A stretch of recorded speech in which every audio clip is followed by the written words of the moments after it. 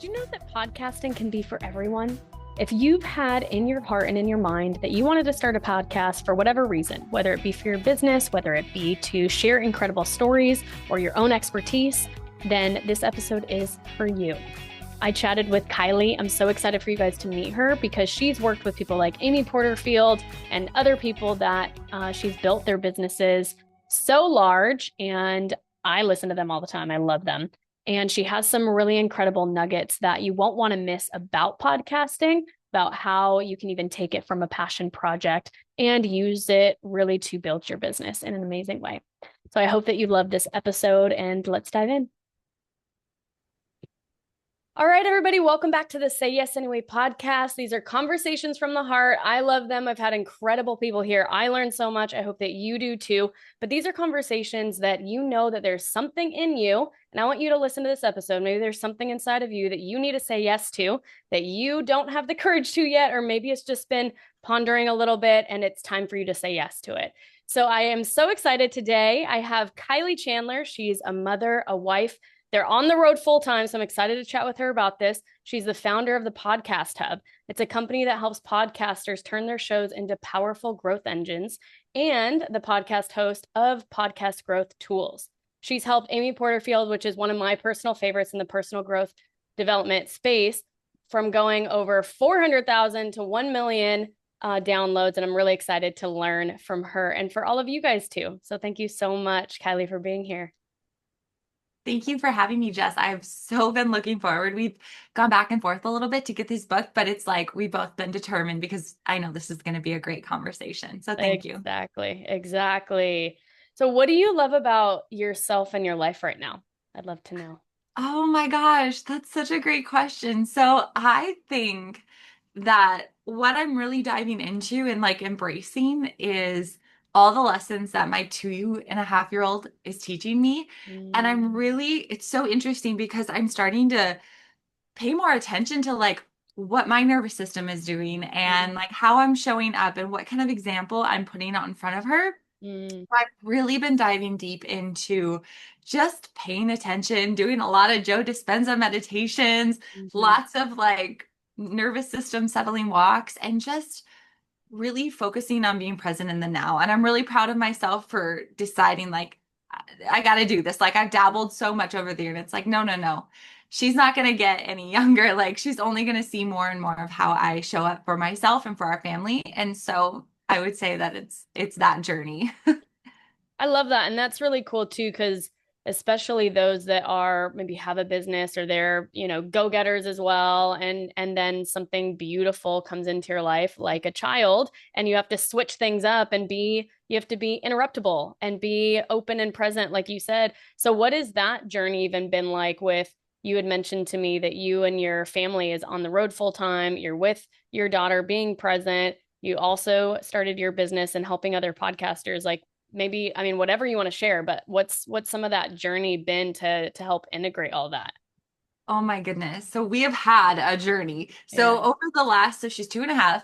And when I had her, I was still working for Amy Porterfield. And we had her and we decided like, so my husband and I actually we're from Minnesota, but we don't do cold winters. So for about 5 or 6 winters, we had a Sprinter van, just like the ones you saw raged on, Instagram in the 2020s. Like we actually were before that, 2018, we bought our Sprinter van every winter.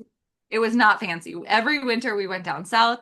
But then when she came along, we decided like, because we are crazy, that we are going to go full time on the road with her in a truck camper. Wow. So we bought a truck camper. And by the way, we have two like 80-pound dogs. So we buy What? a truck All in the camper. camper? What in the world? We're like, this would be great. Like, this is huge compared to our Sprinter van. Oh, yeah, look at this.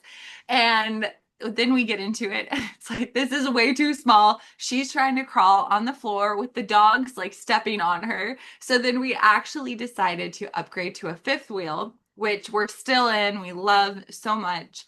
But it's been such a journey. I mean, talk about like the biggest shakeup of your life will ever be is having a child. And like your first one, you're like, no idea what to expect. And so I was still working with Amy. In that time frame, I also moved on to work with Kathy and then another influencer. And I kind of got to the point, which we can dive into this later on, where it's like, I am just so ready to build like work towards my own dreams.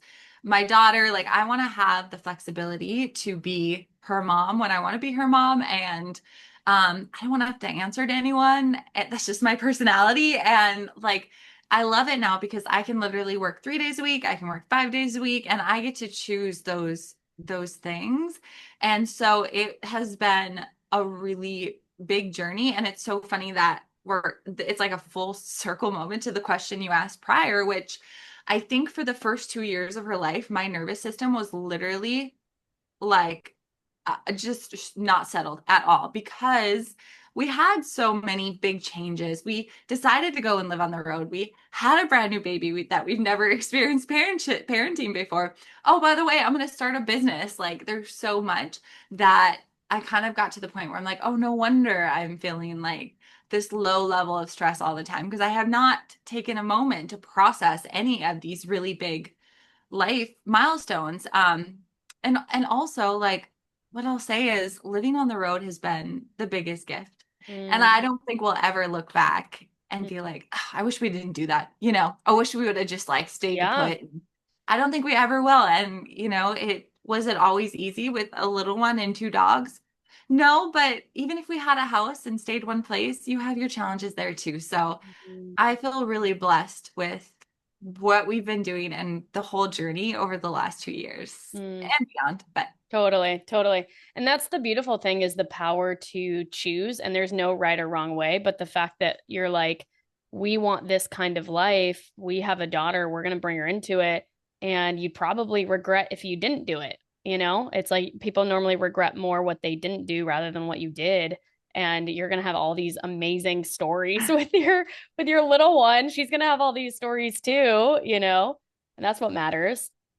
And yeah, so you said that you have been in this podcasting world for about a decade. Is there a reason that this work matters to you and your own story, or where did all that even come from? it fell into my lap, but it was like, so I was a health coach like in a many moons ago. Mm. Um, and my girlfriend and I started a podcast, and this was like, when podcasting was people would still ask like, what's a podcast? Back. Totally. What is that? Yeah. Yeah, tell me more about it. And my sweet 70-some-year-old father-in-law still asks, but that's okay. But most people like no. And so anyways, I started one with her, and then I decided to go work for Amy Porterfield. She was looking for somebody who had content experience, which I was a journalism major, and podcast experience. And I had both of those. So Mm, I got to step into that role, which really evolved into such an awesome, beautiful journey and really owning and running her podcast right alongside her. mhm, Um, but and then from there, it's just evolved. And the reason why I'm so passionate about podcasting is for a lot of reasons. But I think that the fact that we can kind of cultivate a community and relate to people mhm, and we pour our hearts and our souls and our energy into our episodes. I mean, most people do. And it's like we're right there alongside them. And in a world that's so digital and virtual, and sometimes we don't have the communities that probably our parents had and our grandparents had. And so to find a podcast host who has been where you are, or for you, for instance, like is in a moment that they're like wanting or fighting, wanting to say yes to something, but like want to hear stories about how people did that and be inspired, like we can do that through podcasting. And not only that, we can spread so much knowledge and wisdom. Like I do a lot of teaching. I share a lot of the things that I've learned over the years, and it's such a beautiful way for me to share and really make a mark on the world of podcasters, and even if it's small, and just share my heart and wisdom. And I don't know that all of their platforms kind of allow you to do that. I Mhm. also love it so much because I am a nature girly. Like I want to be outside. I love going for hikes, taking my dogs for walks. And I actually have been doing a lot of like no earbuds, no phone walks, but I love the fact that we can take a podcast with us, Mhm. whether we are going for a walk or whether we are washing dishes or driving or whatever it might be, versus, a video is different. And, YouTube is different because you want to sit there and watch it, or TikTok, Instagram, they're so quick. It's a little harder to build that nurture with them. So I think that that's why it's become such an important part of my life and why I'm so passionate about making sure female entrepreneurs, if they start, when they keep going with it. I love it. And then what have you found, especially now today, what's the biggest reason that people need a podcast? And then who would you say really needs a podcast too? Especially with where the world is going, you know? That's such a great question, Jess. So, I think that most, like, I work with a lot of female entrepreneurs who also have a podcast and a business, a lot are in the online space. Mhm. And when we actually look at, I really need to write these down because I've come back to them a few times, but there are like billions of blogs. There are like millions of YouTube channels. There are millions of TikTok and Instagram, and there are like 400,000 active podcasters. Mm, And when you compare it to the other platforms, you have such a big chance of mm, standing out and standing out pretty quickly. I mean, out of those 400,000 podcasts, also, how many are celebrity? How many are story based? How many are you actually competing with? And mm, so, one thing that I really learned with Amy Porterfield is like pick one platform that you can show up consistently on. mhm, And, we look at it, it's like YouTube, a blog, or a podcast. And I just feel that if you are drawn to the speaking and just feel comfortable just kind of sharing your heart, that is really the place to go, because also Apple and Spotify are their own search platforms. mhm, So when we're smart about what we're doing with our show, like our cover art, our description, tagline, episode topic, episode titles, we can actually get in front of our ideal customers so much easier than a blog and waiting for our SEO to click in, or YouTube and competing with the, people who have really awesome videos. So I love it for that. And I also think that it's great for so many people, but specifically, I'm passionate about female entrepreneurs because, again, it's this platform that you can literally create relationships with your ideal customers. You can promote your products, you can teach. So now, when you do sell, say, a digital course or a digital product or a mastermind or whatever, a retreat, they already know how you teach. And it's like, for instance, I can't tell you how many people would, over the years of working with Amy and even Kathy, people would say, "Oh, I hear her in my head. Like I hear her mhm. saying Yeah. XYZ in my head." And it's because you spend so much time with that podcast host. Mhm, And so when they say, "Hey, by the way, I'd love to support you further. Here's what I have to offer," it's a much quicker yes than a lot of the mhm. other platforms. So. Yeah, because the long form, the Hmm. the trust building that happens, especially in a digital space, is like people are scrolling, they see you for like a second, and then they Yeah. don't feel like they know you until, like you said, you're in their ear for a long time. And it's like, oh, I feel like they're my friend. I feel like I have some people, because sometimes I'm like, is anybody listening to my podcast? Like, I don't know if this is working, and then I'll have people come up to me and they're like, oh my gosh, it's been so transformative for me, dot, dot, dot. And so I think even with, what you're talking about, it's like just choosing to show up, even if you don't know if it's actually working. Like there's so many things behind the scenes that are going on, and you never know who it's going to impact and who's going to be a part of whatever it is that you're up to. Like you said, the community stuff. So I love Yeah. that. And I know that I was reading some stuff that when you were filling out about getting into the podcast, and you had talked about um how you're passionate about not just helping entrepreneurs just create content into but turning it really into the powerful marketing tools that it really can be.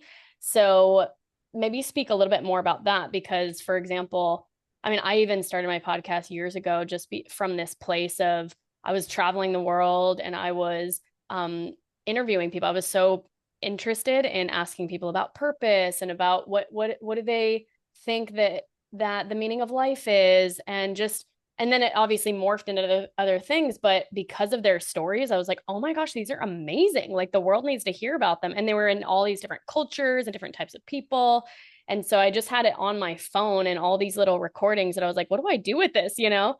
And eventually I was just like, okay, I'm going to put it on a podcast, but I don't know what it's going to turn into. I don't know, it's just going to share these stories with the world. And then I think there's that time and place where it's like, oh, now we can be intentional with it. So maybe I would love to hear your thoughts about that and how you've been able to help other women and how we can kind of do that.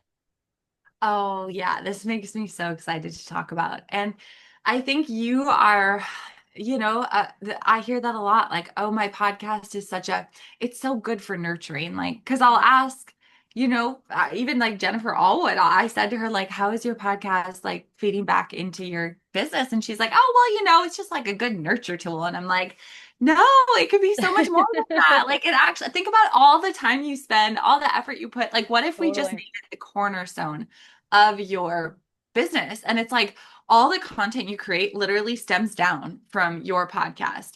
And, like you repurpose all the episodes in really intentional ways. Instead of creating all these new lead magnets, it's like, wait a minute, let's go back. Look at, you have like 200 episodes. Why don't we pick and choose some of your top performing ones, turn it into a free resource? Or, there's so many things. So, a couple ways that I love to do this. One is creating what I call like a podcast first nurture funnel. And actually you can do this with paid products as well. And that's really just as simple as bundling together themes or topics, like specific episodes. So we take like 3 to 5 episodes around this specific topic. Let's say I'm thinking of one of my clients specifically who is a therapist, and one topic under the umbrella of what she talks about on her show and to her, and really with her audience, and a pain point for them is like nervous system regulation. Okay, clearly there's like a theme going on here. But anyways, like I use this as an example. Clearly it's like, or You're like like, because I've another, needed this and I know other women do right? too. Grounded. I should go put my feet in the grass while we do this. But or another one could be that you have a parenting podcast that you interview experts about parenting toddlers. Again, very like using real life examples here. And maybe one pain point that your audience tends to really gravitate towards when you do episodes is picky eaters and how we deal with those. So you Mm. could bundle together episodes specifically about picky eaters, episodes specifically about, regulating your nervous system, and put them together in a bundle and use those to promote your podcast and grow your podcast, because then we're getting people on our email list from our podcast. And that's where the Mm. magic starts, right? We should be using our podcast to drive people to our email list. Mm. Um, and also to just like repurpose content. So that's one way that I love to use that. And then the other way is creating a podcast first quiz. And so that is definitely a little bit of a bigger process that I like to do with my clients, but it's really bringing people, understanding your audience on such a deep level and bringing them in through the buckets, moving them to your podcast, so like a personalized playlist. Also, because again, let's say you have 200 podcast episodes. Well, a new podcast listener might go to your show and maybe you haven't been the greatest at naming your episodes. So they're like scrolling and they're like, I don't really know what these are about, or I don't know where to start. There's so many. So Mhm. when we can give them a curated playlist, it's such a great way to make sure they're getting really good episodes. Like we've all have our episodes that are like mediocre or didn't resonate with our audience and we thought they would. So we curate these playlists to go along with our quiz results, drive them to that. And then from there, we move them into a nurture sequence where we can drive them to our offers or anything like that. So really it's like these I would say kind of robust, but totally worth it funnels that you build out with your podcast at the very front. And so yeah, Hmm. kind Oh, of a that's couple of cool. ways. So Mhm. the first one, when you were talking about getting a few episodes to get them onto your email list, is that like how do you even, I guess for somebody that's like what, because I'm even trying to think about it too. Are you using a certain platform to put those episodes in, or how are you putting them even together to send to them? That's such a good question. So So on Spotify, we can make playlists, which is Okay. great. So I definitely recommend making a playlist on Spotify for your Spotify listeners. However, with Apple, we don't have that right now. And Mm-hmm. because we still want those metrics and that audience growth to count towards like our overall podcast metrics and ranking and all that, we don't necessarily want to send them to a different platform. So there's a couple Mm-hmm. ways. One, you can literally put it in, they fill out the form, you promote it various ways. They fill out the form, and then in the delivery email, you can literally link up to those episodes.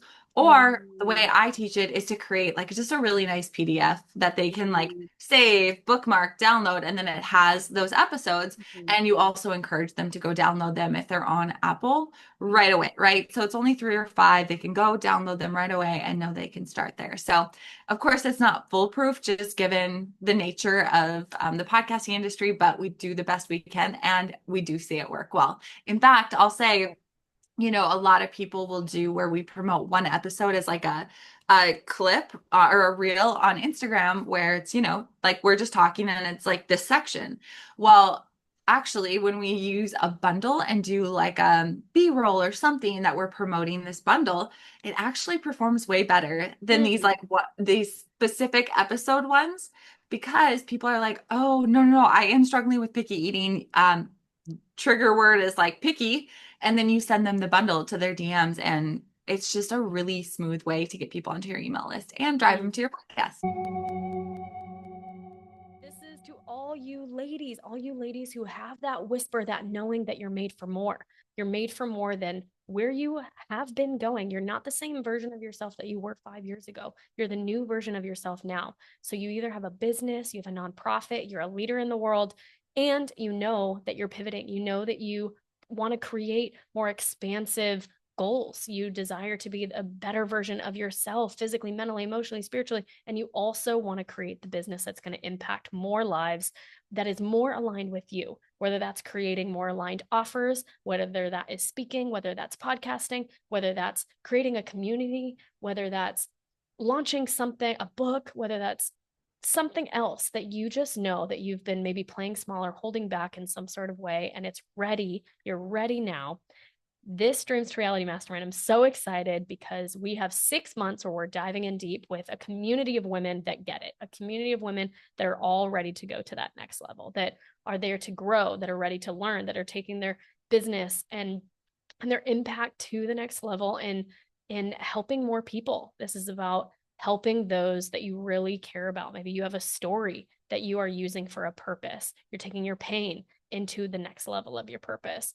And what you can do is you can contact me. You can go to my Instagram, which is Jess Dahl, JessDahl with an underscore, or you can go to my website, jessdahl.com. And if any of this resonated at all, let's talk about it. Let's see if this is for you. I want to make sure that it's an aligned fit. So go ahead. Don't wait around. Your next level is waiting for you. This is your next chapter that you're ready to start in for your life. It's time to start with that blank slate, and let's do this. I love that. And then for the other one, oh my gosh, what was the second one? The A second one, quiz, oh, the building a quiz. quiz. The quiz. Is there a certain site that you really love? I'm sure that you've played with a ton of them and there's so many things online. Are there specific ones that you really love that work well? I love using Interact Mm, for the quiz. I think it's really user friendly. I like the metrics in there. And really, at the end of the day, it's just user friendly. And mhm. that's what I'm looking for my students. Totally. Yeah, I feel like people I love quizzes. I'm like, I want Oh, to know yeah. this about myself, or I want to know this thing over here. It's like, yeah, the more that we can know ourselves. Anyway, I think that's a brilliant idea. And And one then, thing I'll say on that is also same thing. Like if we end up running ads, which I always like my clients to just do even like a little bit of ads, is they perform well and the CPL is usually lower because people love taking quizzes. They want to learn about mm, themselves. And so just like you said, that's across the board. And we see it even with like when we spend money on this. oh, actually, talking about ads, what do you think about that? Because there are some podcasts that are really heavy ads that are like, oh gosh, I don't want to listen to this. And then scroll over, and then there's some where it's like, they're popped in there and that's kind of nicer. But what do you think? What have you found work well? Or if they're ads for your own products versus somebody else's, or affiliate links, or getting sponsored? Yeah, what are your thoughts around that and what has worked? Yeah, so I want to be clear. The ones that I mentioned for the quiz were if you ran like meta ads, but ads for like actually, inside of the podcast, if you got a sponsorship or an affiliate. My first and favorite ads to include, and the best way I personally like to monetize a show is to drive people back to your offers Mm, and your whatever products you have, right? That is the best way. We don't have to split the mhm. commission. We don't have to hit Yeah. like a certain anything. So I love that. On top of it, like you've built that know, like, and trust. And so people will listen to your products a lot of times more than, an external product. That being said, I think that there's a time and place for like brand partnerships or affiliates or, doing ads with that. And you really have to just like gauge it with your audience because if you are doing all these ads and you're getting even a little bit of payment for them, but you're not seeing any conversion. It's like, I don't know that your audience is resonating with those. It's probably annoying them.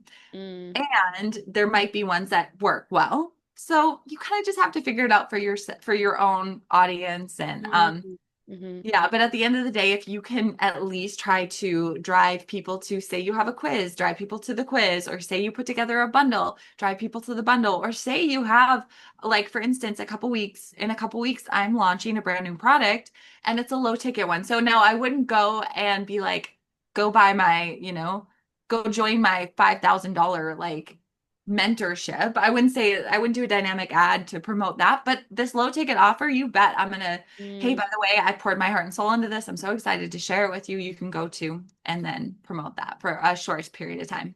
I love that. Have you found like a certain amount of time that's good to test things, whether it be, oh, is my, 6 months and my audience is loving these type of episodes, or it's 6 months and they're loving these quizzes or whatnot. Is there a good testing time? Yeah. Well, that's a great question. I think it depends on what. So, for instance, like I think with a lead magnet or a quiz, anywhere from like 2 to 6 weeks is going to give you some really great feedback. Mm, But in terms of like an episode style or something like that, you'll definitely need more time. However, now that I say that, we tend to see our best podcast feedback metrics. So I don't always like to say downloads because it's so much more than that. yeah. But we do get feedback, and usually it's about like, after a month, you'll start to see that those episodes just don't get a ton of new listens. Mm, okay. So yeah, I guess I kind of did answer that. I would say like 2 to 6 weeks. So like a lot of times with the bundle, I'll run like I'll create two bundles and I'll run one for 2 weeks and then run another one for 2 weeks and I'll see like which one resonated, which got more email subscribers. Mm, And then I know my audience liked that more. So love that.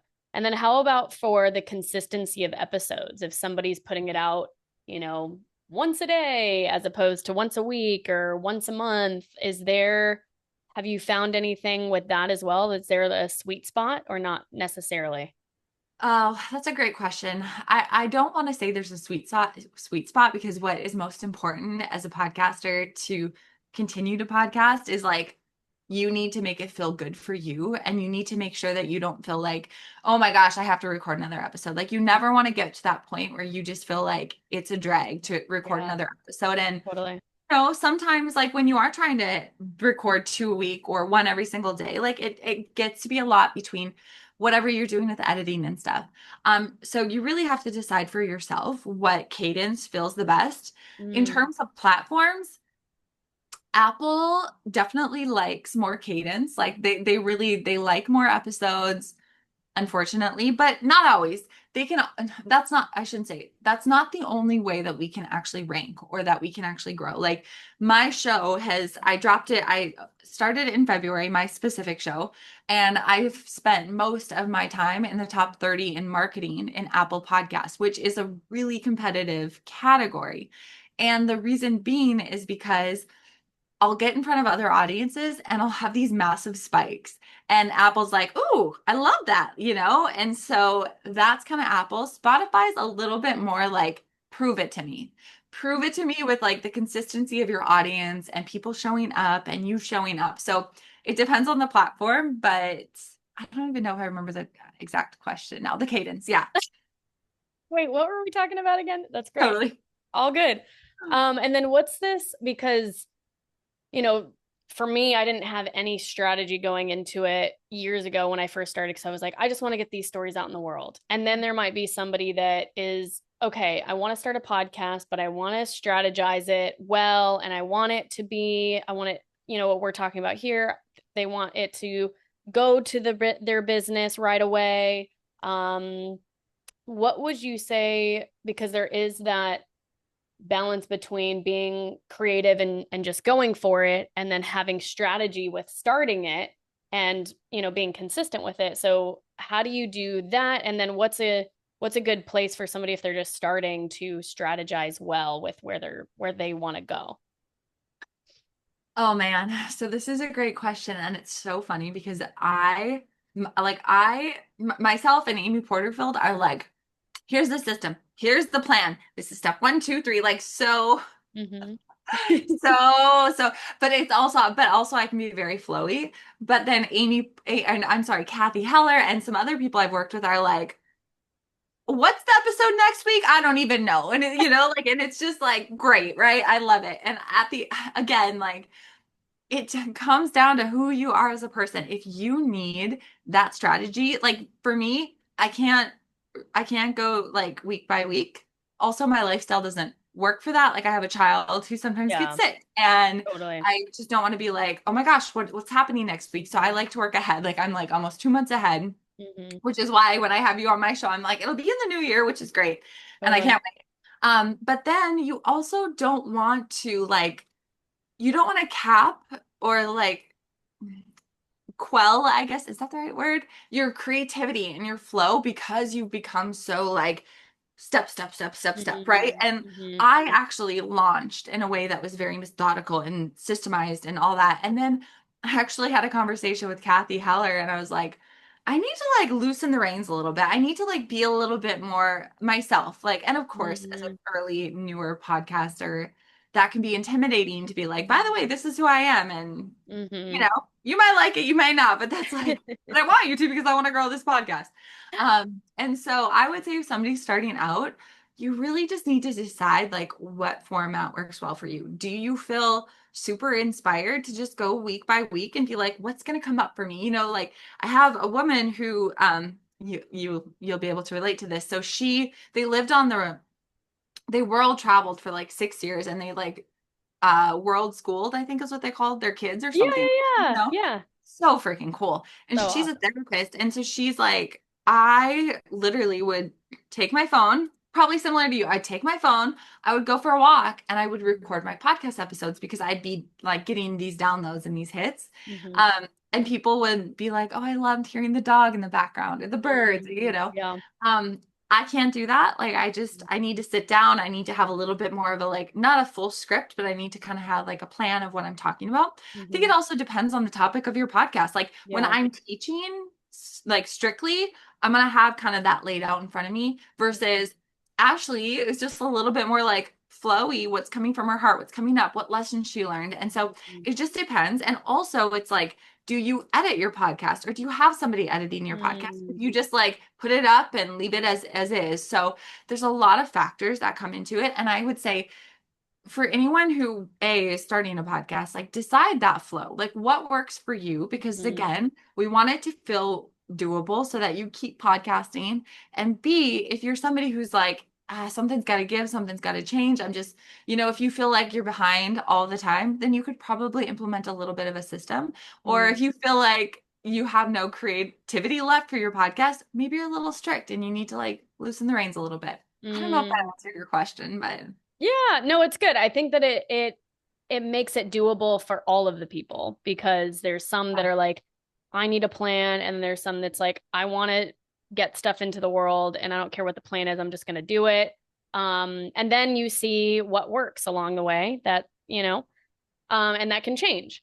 I've become so much more planned out now. Like I do episodes way more in advance. I, have more of a plan now, but there'll be times where I'm like, oh, yep, that just is going to pop in there. I'm just going to share from the heart this week. I'm going to pop this episode in because it resonated with what's going on in the world in my life, and I'm just going to put that in now. So it's listening to yourself, and also, yeah, what strategy do you have moving forward?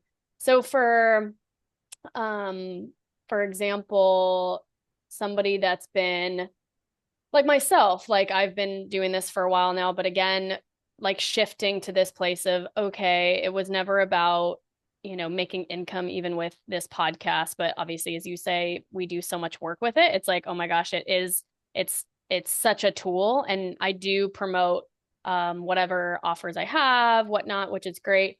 um Yet, what would you say for, I mean, even myself or somebody that is now in that space of, okay, I want to be more intentional with my business now? Is that kind of what we talked about, where it's bringing things in like a quiz, or, like making sure that it is going to your email list? Or are there other things that you would say to focus on for the strategy? Are you looking at the year out, or like 5 years out, and you're like, okay, if this is what you want in the next year, we need to work backwards and do this, this, and this?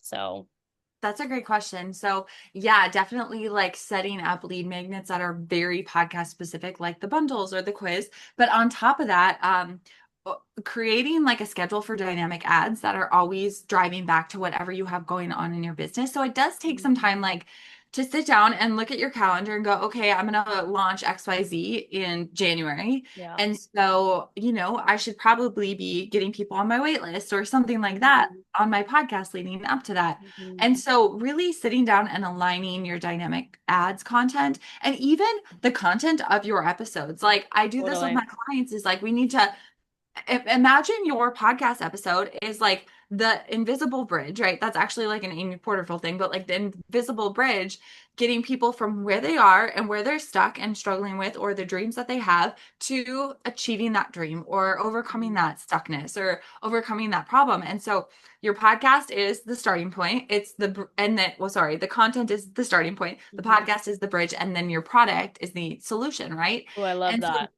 thinking Good. about like what episodes do I need to be releasing Mhm. leading up to that to help them work through whatever it might be. So, there's always like, say you are selling a product, there's always resistance.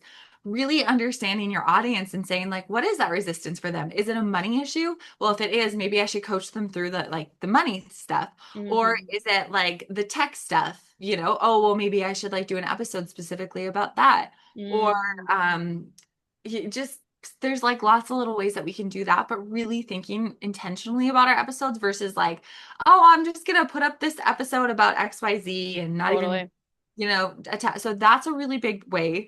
Another way is to make sure you're building your email list as much as possible and then driving those subscribers to your podcast in like a newsletter weekly, if you can, bi-weekly or even monthly. So always thinking about that. And one piece that people so forget, but is so helpful, is like your existing audience. So when I say existing audience, I am talking about your subscribers. I'm talking about any students in your world. So maybe you've had students take a course or work with you in a mentorship or whatever it might be. We always just assume that they are like super fans of our podcast, but that's not Mhm. true. Yep. It's so easy for them to like, maybe they found you, but then they kind of fell off or whatever. So giving them little nudges to remind them to go back, follow the podcast, listen every week is so important as well. And then on top of that, if you have a website, creating these like blog style show notes on there to Mhm. help you rank with SEO, to discover with AI, to help AI Totally. discover you. And so there's like lots of little tweaks within our business that we can do to really make it holistic. And then Mhm. always asking ourselves, like, what kind of content have I created on the podcast that's Mhm. performed well, that Mhm. can help shape anything in the future? Social content, newsletter content, Mhm. maybe a new course, maybe a new offer, another lead magnet, stuff like that Mhm. too. Yeah, I love that.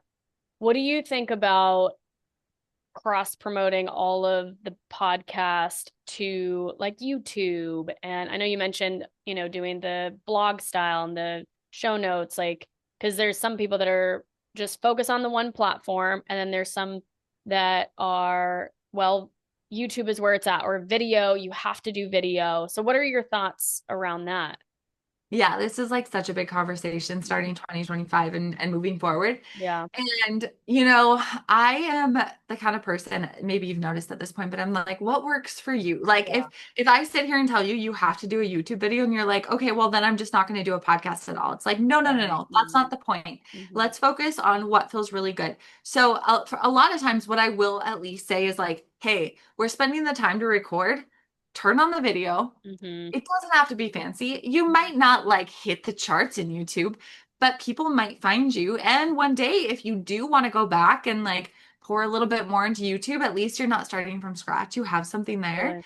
Um, yes, there is benefits. Like I find with a lot of my clients and myself included that when you do like, yes, the full video, but then the clips, a lot of people are finding or actually going from clips to the audio version of my podcast. And I think it is because people who are more drawn to clips might have the capacity to do the long form over on the podcast. I'm not really sure that relation, Mm-hmm. but that's kind of been a fun discovery.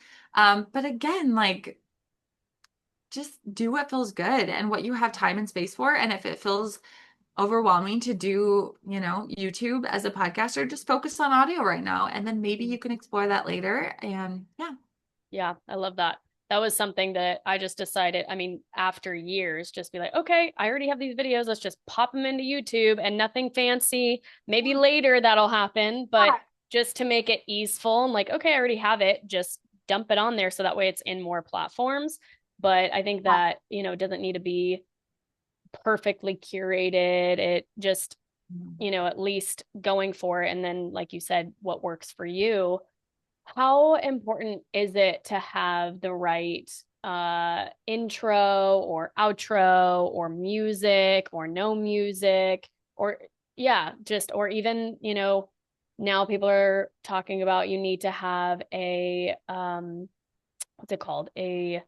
Um oh my gosh, what's the word? In the beginning, a catch, Like, oh, a hook. a hook. There we go. I was like the catch. All the same, right? Yeah. Yeah. No, great question. So,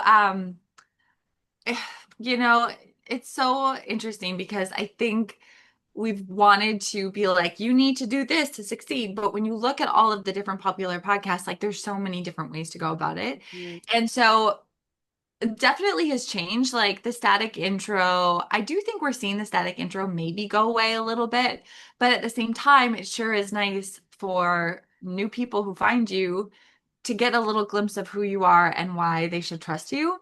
So, but I do feel like, especially with interviews, sometimes it can be really nice, like to just get right into it. Mm-hmm. So you got to play around, you got to figure it out. I think your audience a lot of times will tell you what they like or consumption wise. Like if you have like a 2 minute intro Mm-hmm. and you're like, people are, if you're looking at your consumption rates and you're like, oh my gosh, people are only getting 25% in, like you might want to adjust things and move the good content up front. Mm-hmm. Uh, and just, play around with it. Now, in terms of the hook, yes, we do it's human nature to want to be hooked immediately. And so I don't love the like, hey, it's Kylee. Welcome to the podcast Growth Tools podcast. I'm so glad you're here today. Like usually I just recorded one and it was about kind of something with your email list. And I right out the bat, I was like, did you know that your ROI for your email list is 403%? Like this is a huge number over other platforms, or it was better said than that. But I do want to get their attention and I want to tell them, pretty early on, I want to like tell them something that's really interesting about the topic. Mm-hmm. Sometimes I want to call out who this is for, who this episode is specifically for, what they're going to learn, and then a CTA. And that's kind of how I craft my intro. So, I love that. I love that. And then what about the cover art and all that kind of stuff? Is that huge with people driving to you, or should you have your own face on there, or is that only for celebrities? Like, tell us about that. Okay, this is such a great question because I think in real time you're redoing yours, right? I am, yes. And the one you have right now does not have your face, right? It's Yeah, like no. pink. I mean, that's Okay. the one I had from the very beginning that was just like, okay, I just need the name, and pop it in. Yeah. Yep. Okay, so there are a few things we want to think about. One, I would say for most podcasts, now, unless for some reason I always go to this, but like with true crime, you're not going to have like your face on the Yeah, cover art, right? totally. But with majority of, at least the people I work with, a lot of female podcasters who have businesses Hmm. have your face because again, we're building that relationship with people. And if they're like Hmm. start to know your voice, but they don't know what you look like, it feels weird. And Yeah. also in like a world of cover arts and you don't know who to trust or what to go to, Hmm. it's just like a nice smiling face direct to the camera. It's clear. It's like we're human. We're drawn to that. So there's that. I also recommend avoid really dark colors. Again, unless you're like in true crime or something. Like that's a different like, there are some areas where dark works, but for most female podcasters, it's like keep things bright or light, keep the words minimal and keep them very clear, like nothing too Mm, cursive-y. Like you want to be able to read the clear name of the podcast show, the show name. And then I also love to have your name. And it doesn't even mm, matter if you don't feel like a big name. It doesn't matter. Like put your name on there. I like to say like say yes anyway with Jessica Dahl. Like that's all you need. mhm, So that's for the cover art. One thing I will say is it's so important to identify the keywords and key phrases that your audience would technically be searching on Spotify or Apple, and mm, then using that to create a tagline that goes along with your show, mm, and also to use it in your show description because that is going to help boost you when people search for mm, something in those platforms because they are their own search platforms, which is great news for us as podcasters. I love that. That's awesome. And I know that you obviously started your business after working with many other clients, and you had mentioned that even with Boss Babe and with Kathy Heller, it didn't work out, and you jumped into starting your own business. Can you tell us a little bit more about that? Was that just the catalyst because it didn't work out with them that you jumped in and here you are? Okay, I want to want to make sure this sounds good. It's so funny you asked that, and I was like, oh, maybe I'll just tell this story. I never have before, but yeah. So like, I had these 5.5 beautiful years with Amy Porterfield. I was ready to like stretch a little bit, so I went over to support Kathy, and her and I are like, again, I'm super systems, she's super flowy, and we're kind of like. It just doesn't work. Like it doesn't work working together like this because, and we literally like, I love you, love her to death, right? We're still talk all the time. We're still great friends. But we're just like, it's just not the right fit, right? So I was like, oh my gosh, what is gonna happen? Like my life is ending. And then I did get another one with Boss Babe. I did work with Boss Babe for a little bit. Again, just wasn't the right fit. Like, what they wanted was just a little different than like the what I could offer them. And so I kind of got to the point where like I was like, oh my gosh, what should I do here? Like, of course, I'm like, am I the problem? Like, what's wrong? And you just internalize it all. And it's like, no, I think these were all the nudges I needed to say yes to being an entrepreneur because for so long, I had this like little feeling inside me that was like, it's been so great to like grow their business or like build their dreams, but it's like I have dreams of my own. I would love to do this, but I never felt qualified. I never felt like I could do this. And it was so scary because we had a new baby and all of this. And so I it's so interesting because I literally look back as each of those experiences as like a stepping stone. It was like with Amy, I literally just like learned and developed the systems. And then with Kathy, it was all about building self-confidence. And then with Boss Babe, it was about like systematizing, like, oh, these are the exact strategies that I've used and like getting clear on that. And it's like, oh my gosh, those are all the pieces I needed to feel like I can do this. And so those were the catalysts that I'm so grateful for because I Yeah. just it has been a great year. Like I love running my own business. I love my students. I love it's just been so great. I've been able to, I've been behind the podcast for everybody else and for me to step out and like get to have conversations with someone like you. It has been so fun, and I feel so, so blessed. So Mm, it's that's all good. amazing. You know, it's so scary, but I'm so glad I said yes to it and just like went all in. That's amazing. Well, one, because you talked about how you got to learn so much. You were obviously giving all of your value, helping these people build their businesses, which is incredible. And you gained so much through that. And then when it was finally this, like, why isn't this working out? Not in a bad way, but just like, okay, there's something here. It was that, almost like this knowing that you knew, I know that I need to do this. Oh my gosh, right now is the time. Yeah. And I love that. And I think that's the thing with everybody. We all have something. There's something in us that's like speaking to us. But we need to be on the journey. Like it's not just gonna get us there. We need to keep listening, keep listening.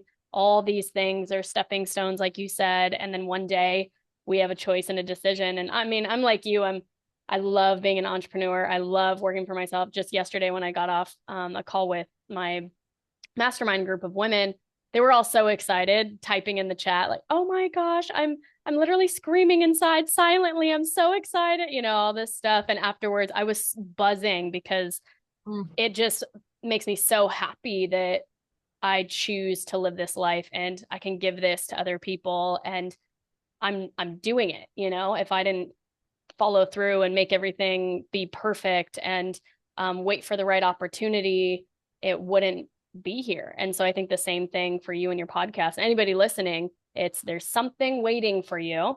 And I am curious, is there something different that you would do learning from your journey looking back? You know, I think that's a really great question, Jess. And I think I'm kind of in the I'm a little bit in the no category because it's like I'm such it's so funny. I'm like such a futurist. Like I've to the Mm-hmm. point where it's like sometimes I have to reel myself in, like, okay, it's okay Totally. to be present. I don't like to spend a lot of time in the past. I just don't do Yeah. it. And so Yeah. I feel like honestly, I have nothing but gratitude for that journey. Mm, Like I really do. I think it's been beautiful. And I think as much as, yeah, it's just like let it ride. Like yeah. Yeah, no, 100%. I'm similar to you where yeah. I like look back and I even hard situations in my life where I'm like I would never wish this upon somebody, whatever it is. Yet at the same time I'm glad because it has created me to be who I am today. And I feel like you have that sort of same sense. So I love that. And Oh. then if you could tell somebody to go after their wildest dreams, their purpose, maybe create a business or a podcast, what would you tell them? Okay, so this reminds me of people all the time. I'm gonna kind of like refer it back to something I hear a lot. And Mm, that is people, will tell them that we live on the road full time and they'll be like, "Oh, man, my husband and I, we've talked about that. Oh, I wish we've wanted to do that." And I'm like, every time I'm just like, just do it. Like yeah. you will never regret just going for it. I mean, literally life is just about like why wait? Like, why Mhm. wait on anything? Just go Yeah. for it because worst thing happens is, oh my goodness, you fail. And then it's like, okay, learning lesson here. What can I Mhm. learn? What can I process? And then how can I move forward? And like, failure is hard. We've all done it. We're humans, right? We fail. And you just go for it. And I know it's that is like so hard there's so much more to dissect than just go for it. Huh. But I guess, at the end of the day, we have to let's g listen to nudges from the universe, God, whatever you call it. Like the nudges are there. The, the little signs are there. And when we open up our hearts to like fully listen and embrace it and be like, holy shit, I'm holding on, let's go. Like Mhm. really beautiful things can happen. I love it. And then tell everybody what you have coming up in just a couple of weeks you're launching and how people can find you.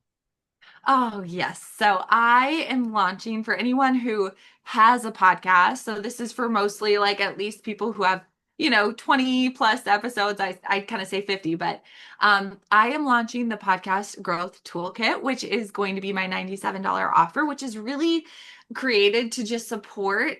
podcasters in starting to get those podcast marketing, wheels turning and those systems set up within their business.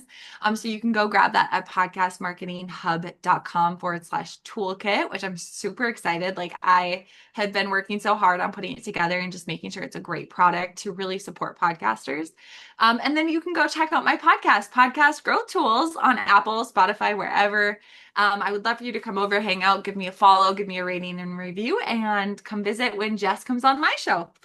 I love it. Awesome. Well, thank you, Kylee, so much for being here. And everybody, please go check her out. She's incredible. And you will want to get her new offer coming out soon. Thank Thank you so you. much, Jess. This was so fun.